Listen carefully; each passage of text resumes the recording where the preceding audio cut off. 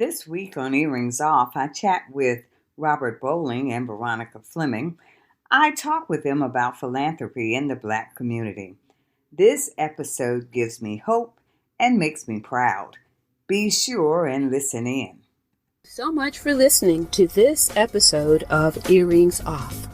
We want to invite you to subscribe, rate, and leave us a review. You can find us on Facebook at Earrings Off Podcast and on Instagram at The Earrings Off Podcast. Welcome to Earrings Off. I'm Lou. And I'm Teresa. Let's get started.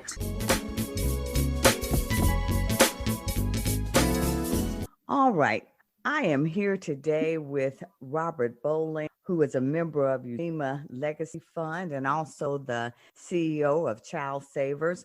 Also joining us is Veronica Fleming, is a founding member of Sister Fund and also the principal of Veronica Fleming Consulting. I'm honored to meet with me today to talk a little bit about philanthropy. So again, welcome, Veronica and Robert. Well, thank you. Yeah. Thank you. It's our pleasure, Lou. Well, we're going to jump right in. So you define philanthropy for us. What does that mean? So there's a kind of the technical definition, which is goodwill to fellow members of the human race, and an active effort to promote human welfare, an act or gift done or made for humanitarian purposes. And I think we've taken that and just, in a phrase that we use in the giving circle world, which is giving your time, talent, treasure, and testimony to further the common good. Wow. Okay. Okay. All right. So now share with our listeners, both of you, what started your interest? Oh, that's a great question. I probably started this in the church when we learned how to give out tithe, and that whole concept of giving 10% of whatever you receive, give it away to someone else because it brings great pleasure and treasure back to you. And then I got more intimately involved in philanthropy as a high school student when I began to raise money for a school in Southern Africa. Okay. Okay. It's interesting. Journey is similar to Robert's in that so much of what I learned about giving came through the church as a young person, and the idea that to whom much is given, much is required. And my church also just always was a member of the NAACP back in the day, and we were all expected to contribute to that membership, that fund that supported the NAACP. And I think the third thing for me was that I grew up in a community that was a pretty solidly economically solid community, but we were one of a very few poor families in that community, and there was an organization called the Order of the Lamp. It was made up of women in the community, women leaders in the community. They raised scholarship funds. Wow. And they helped me with college. I don't know how I would have been able to afford books or some parts of my tuition if the Order of the Lamp had not contributed every year to my college education. Wow. Okay. Mm-hmm. And I tell you, I can almost hear my co-host join us, of course, in my ear saying, Lou, this is not about you, but I have to share how I learned in giving, and it was in my own household because after my dad died, I had siblings, the youngest of 7, but I had a brother who worked at the local factory, but a large part of college was just him making that I had what I needed. And so I was taught at a very young, okay, when you get there, reach back. It's expected that you're going to be the one that's going to give in the family to look just like you were given. And so that message resonated with me. It wasn't so much what they said. I saw him act trying to pour into my life. And I think in our community, we've always Absolutely. There's no question. It's part of our tradition. Absolutely. Absolutely. Can you talk a little bit about what impact does philanthropy have on the Black community? I think it shows up in different ways, and it shows up every day. So I'm going to give you some simple examples. So Veronica really described it well: time, talent, treasure, and testimony. And so the time is when And you know what? And if I may, Robert, I'd never thought about the testimony. ah, I never thought about that. yeah, as we begin to dig into this work, it became more and more evident that people begin to speak up and to say testimony is really like advocacy. It's like standing in the space and saying, here's what is true. Here's what happened to me. Here's my experience. And I want to move that to your point. I want to move that forward so that you can understand your history and you can do well later on. Right. So, so time sort of shows up as, I want to give my time to a younger person when I mentor them, might be a way that you do work. Or I have a special skill set, is my talent. And that, I love to talk. So if somebody asks me to come and give a speech, I'm giving my talent. That's the thing I do well.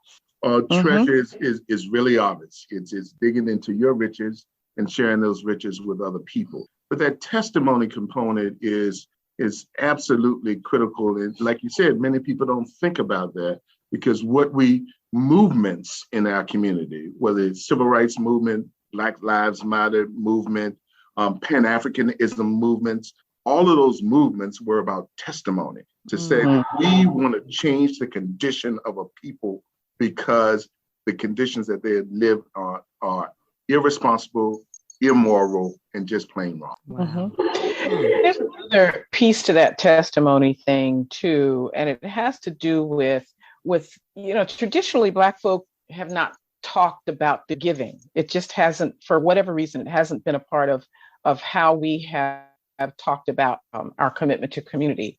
And so testimony is really telling your story and lifting up Black philanthropy so that other folks see the example and have a way to emulate that example. So it's in some ways an obligation of Black philanthropists to talk about how and why they give so that those who come behind us, those who are hesitant to give or talk about it, really can correct the narrative, really promote the narrative of Black giving. Well, and I think part of the reluctance to talk about giving in our community is because there are so many stories spread out in news about the major donor and how much people give. And so you almost feel intimidated like that and almost embarrassed that you can't, give at that level. And so do you think that's part of it at all? It may have something, to do with it, but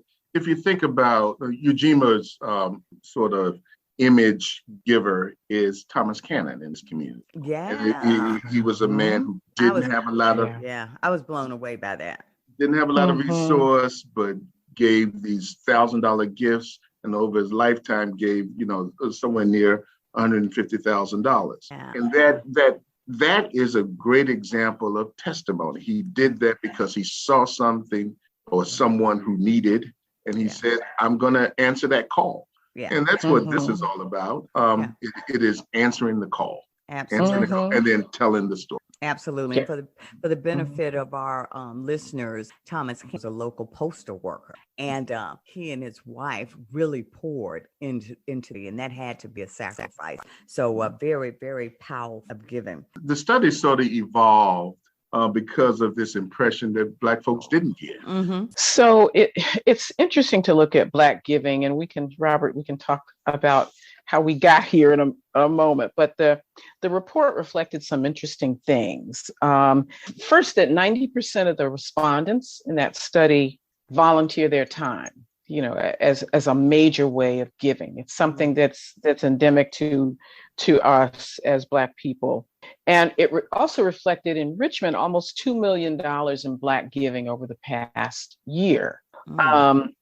Richmond, African Americans in Richmond do fairly well economically overall as a group. And so Richmond was number 10 on Forbes' list of where African Americans are doing best economically. So there's a level of strength in economic strength in the Black community in Richmond. And I don't think people know that. Right. Yeah. And so Black people in Richmond reflected the highest growth of any other ethnic group in identity-based giving. That's giving to causes that are related to improving the lot, improving the health and well-being of the Black community. Black donors give away 25% more of their income than white donors. And so Richmond donors look reflect that very much. But I'll tell you one interesting piece, and Robert chime in here, but in Richmond, there are three Giving Black studies that were done nationally. I want to say Cincinnati and Boston and Richmond, I think, is the third. Is that right, That's Robert? correct. That's correct. Boston and Richmond. And so in those other two cities, giving to church did not weigh as heavily as it does in Richmond. In Richmond, most of the donors indicated in the study that they, in fact, are members of churches and they give to church. We found that to be really interesting and different, and we don't yet know why that difference is there. But it's just really fascinating to think about those those are a few things. Robert. So both of us have had careers in the nonprofit sector, and there's not a great representation of leadership in the nonprofit sector of people of color, and particularly Black folks, in this sense that Black folks didn't give. I've even talked to some development officers who say we don't really go after Black donors because they don't give. And that narrative is absolutely incorrect. Veronica touched on this. She said, when we talked to people, we talked to about 600 people throughout the study. About 350 of those completed the study, but the giving capacity of those individuals was $2 million.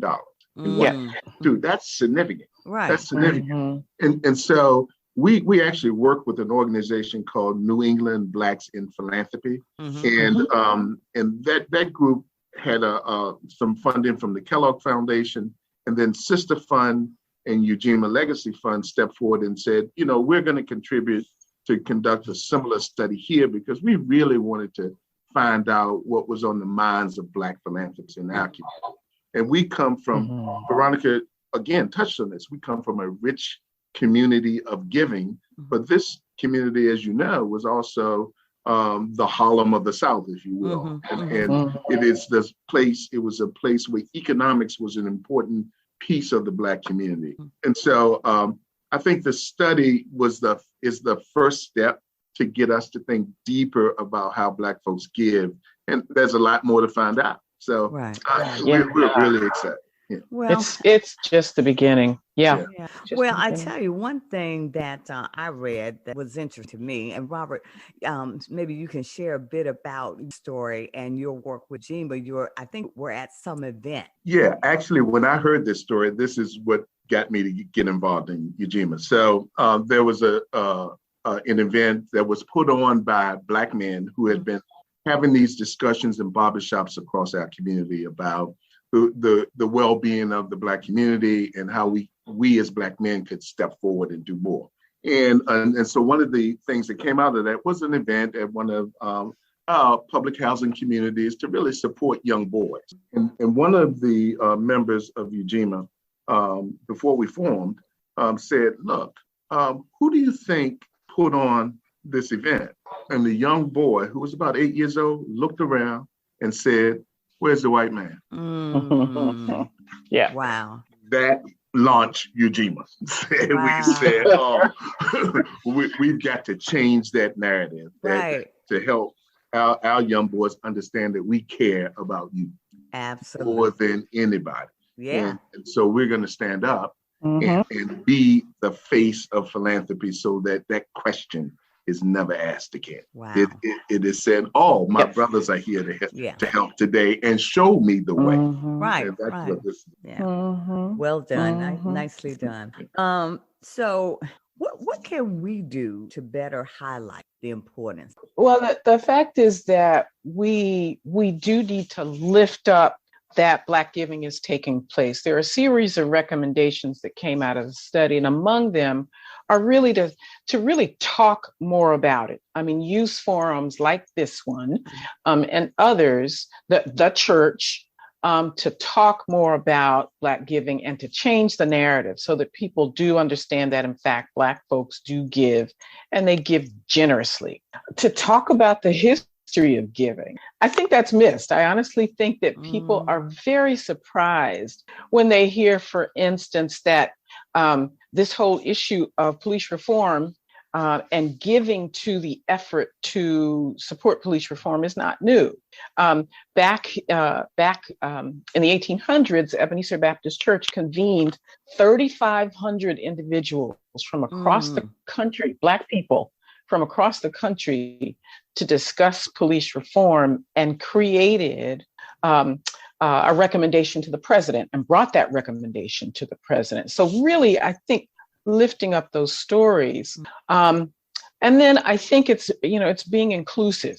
It's really there are a number of Black philanthropic organizations in Virginia that we are just now hearing about. Okay. So we've always known about sororities and that kind of thing. And they are very, very generous. But there's, Collective 365, a group of young Black philanthropists who also give and award grants. So I think it's really about telling the story, uplifting this table of diverse Black givers, and then creating unique ways for people to give and really know that their giving is meaningful. That makes a difference. Yeah, it really is important to really focus in on what Veronica is saying, because it's really transformational, because it's changing the way we think about our community, and it's changing the way that others think about our community. Yes. And I'm going to give you, this kinship thing is really important, meaning we give to support us. It is also close to that FUBU brand for us to buy us. It really is that thinking. But we also give to other causes, things that impact our hearts. So here's an example. In a report, we learned that freed Black folks after the Civil War were collecting resources and sending money to Ireland for those Irish people who were starving during the potato famine. Black folks were doing it. So this whole concept of missionary societies like Locke Carey founded, the True Reformers, the fact that the banking community that involved in Richmond all of that came from philanthropy. Okay. Wow. There's a piece here too around why Black folk give and what Black folk give to. So it was clear in the study that Black folk believe that economic injustice is a major issue of concern in the Black community. Health inequities, those kinds of things. So what we're saying to the philanthropic community and what we're saying to nonprofits who seek funding from the community is to talk about and lift up those issues that are in fact important to Black people.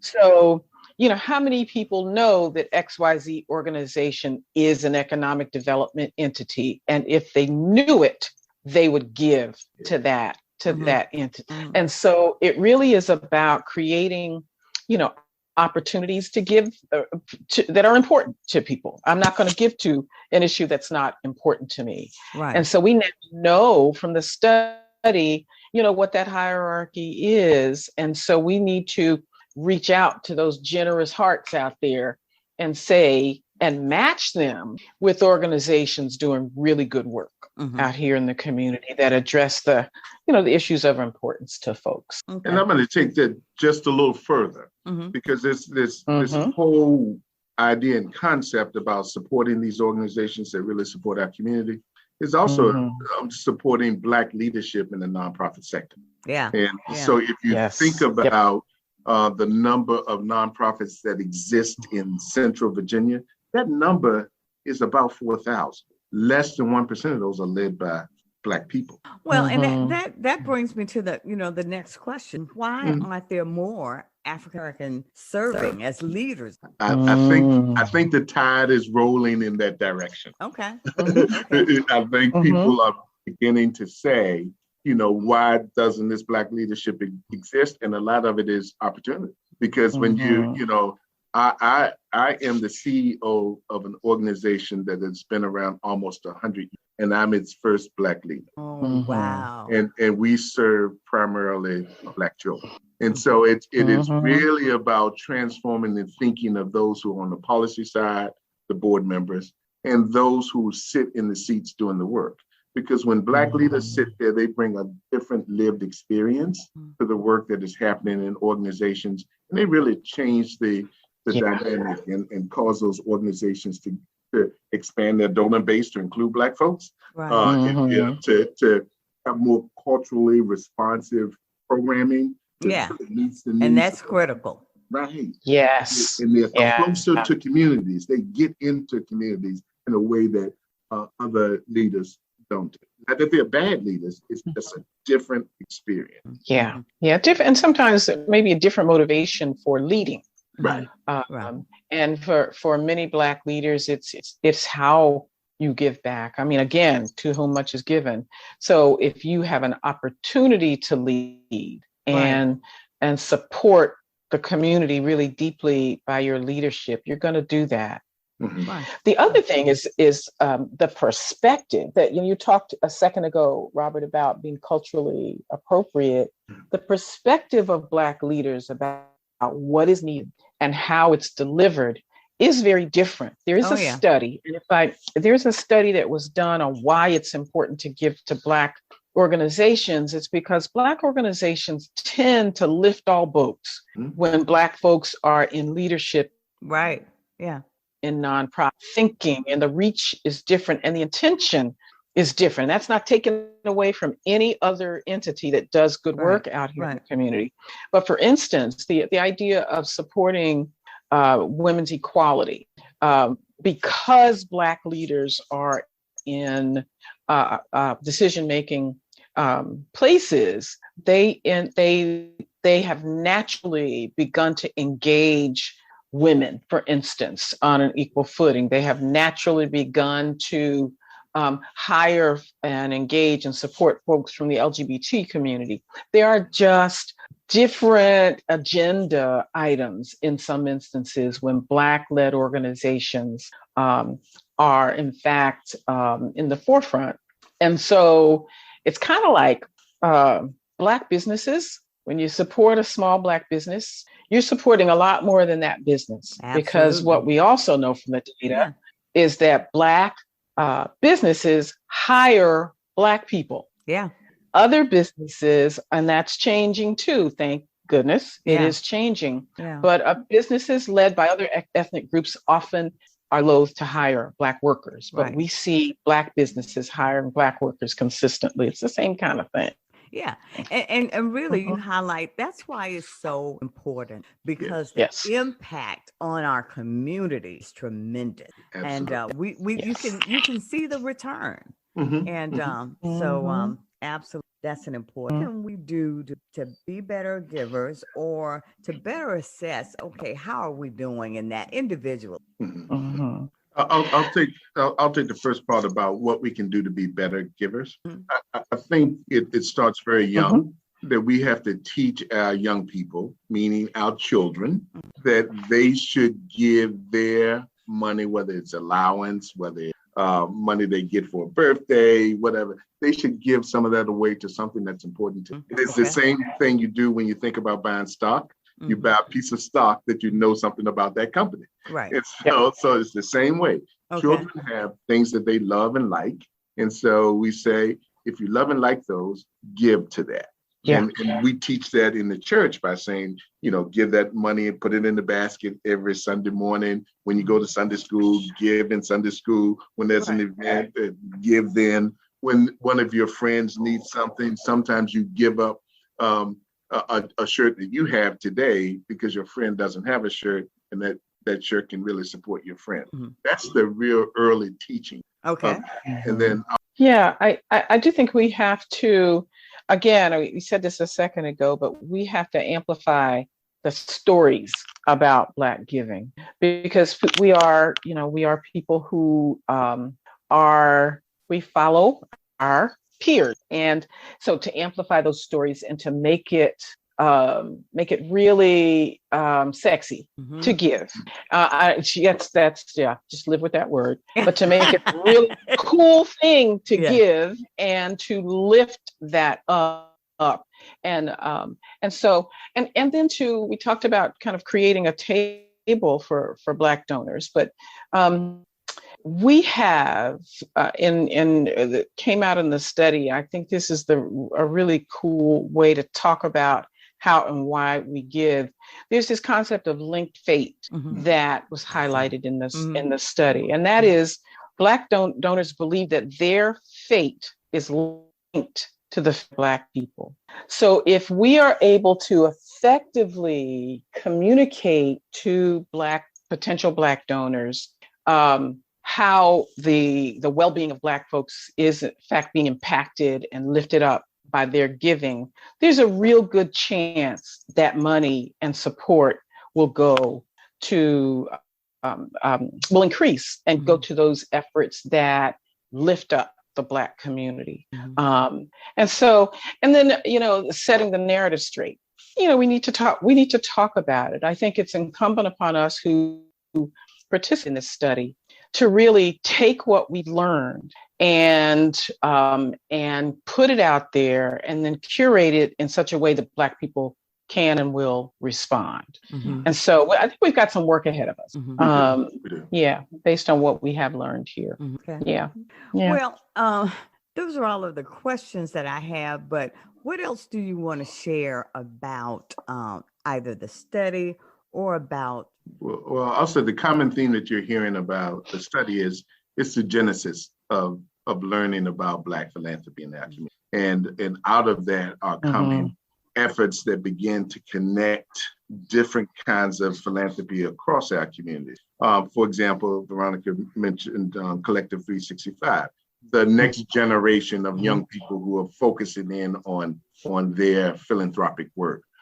It's connecting economic development to the importance to philanthropy. And that's a really important piece. It's about uplifting community. And that's what this work is all about. How do we share across our community all the things that are happening, whether it's philanthropic, economic development? It will push issues like health equity, education, housing. All of those things are interrelated and interconnected.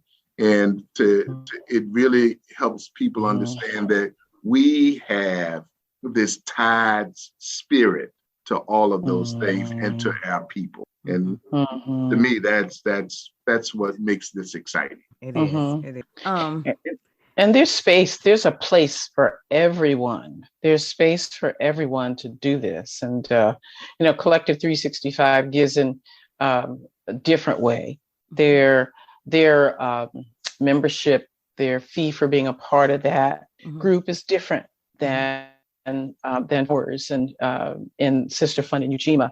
And there's a place for all of that. It's all just extremely important. So Okay. Yeah.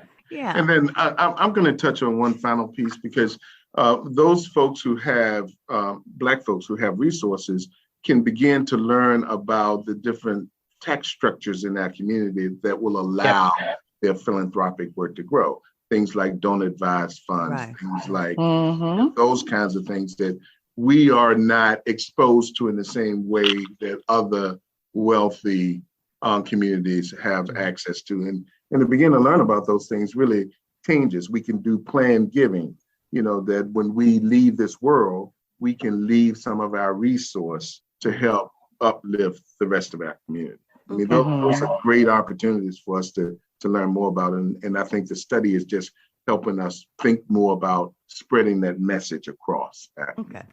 Okay.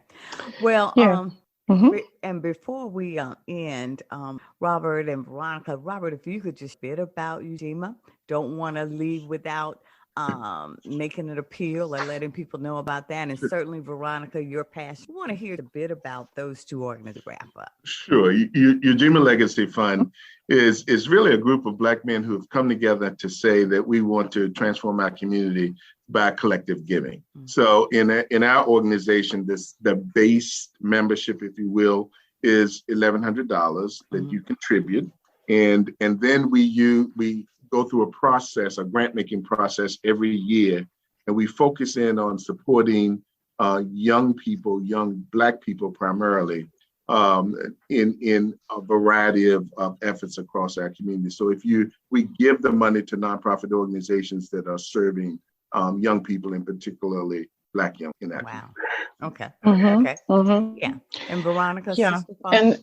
And Sister Fund was developed in 2015 by a group of 6 women, and came together again to share time, talent, treasure, and testimony for the purpose of transforming the lives of African American women and girls. And we're unapologetic about the focus on women and girls, and unapologetic about focusing on those organizations that serve African American women and girls. And so we give in 5 key areas: education, health, empowerment, leadership development, and workforce development. And we, just as Ujima does, we contribute $1,100 every year. Each member does every year. And throughout the course of the year, we are promoting grant funding opportunities. We are receiving proposals. We sit together and work through and go through how an organization or an entity is in fact meeting the need of African American women and girls. And we make one gift.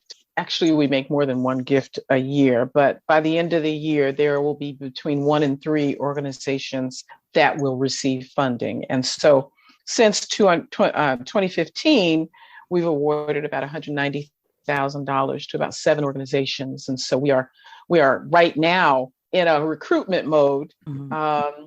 And we've got until July 1 to solicit and more members in our giving process for this year. So we're excited about that.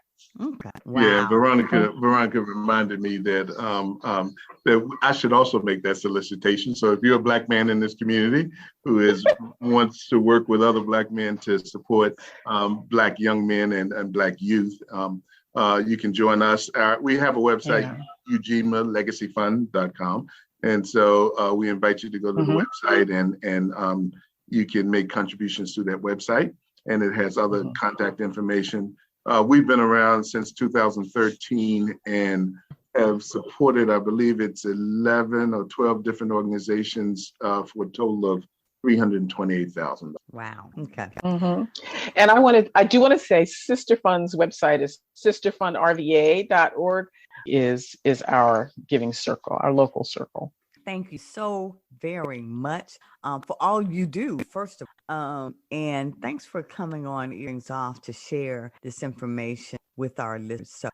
So that's it for us here today at Earrings Off. We wish you both well. Thanks for joining us. Take good care and have a wonderful day.